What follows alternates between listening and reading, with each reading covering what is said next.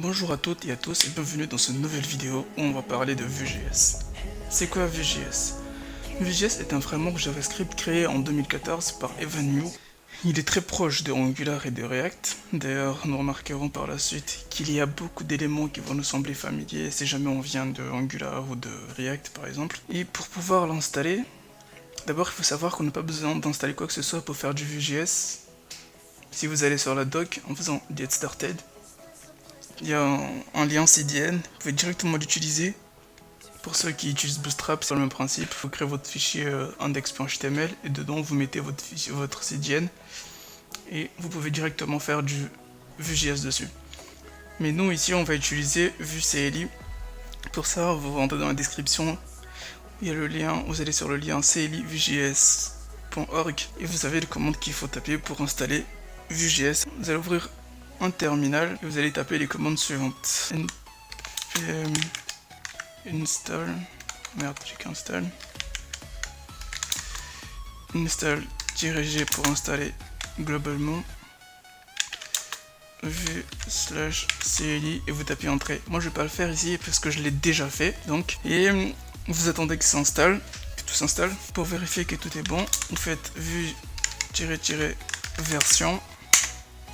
Et vous voyez ici, moi j'ai la version 3.2.1. Pour se créer un projet, vous vous rendez dans le dossier où vous voulez créer votre projet. Pour créer un projet, on fait vue create et le nom du projet, ici on va l'appeler starter. On fait entrée. Là ils vont me proposer d'installer quelques modules. Moi je vais juste mettre entrée pour utiliser les paramètres par défaut. Donc ici, comme vous voyez, c'est fini et il nous dit comment lancer le serveur. Il nous dit déjà, il faut aller sur le dossier où se trouve notre projet et lancer la commande npm run serve. Du coup, c'est ce qu'on va faire tout de suite. Du coup, on va se rendre dans le dossier de notre projet et on va taper la commande npm run serve. Et du coup, je fais entrer. Là, il me lance le serveur. Il écoute sur le port 8080. Du coup, moi, je vais sur localhost 8080 et là, on a notre projet. En gros, ça c'est ce qui trouve dans notre, c'est le code qui se trouve dans notre projet. C'est le code de base, en vrai dire. Du coup, ce qu'on va faire, c'est que on va ouvrir notre projet. Je vais arrêter le serveur. Je vais plutôt faire un code sur le dossier que je me trouve actuellement. Ici, on a app.view. Ça, c'est l'extension des fichiers Vue.js. Ici, dans app.view, on a le code qui affiche ce truc là. Du coup on a l'image, c'est cette image là, et une fameux hello world component qui permet de afficher ce truc là.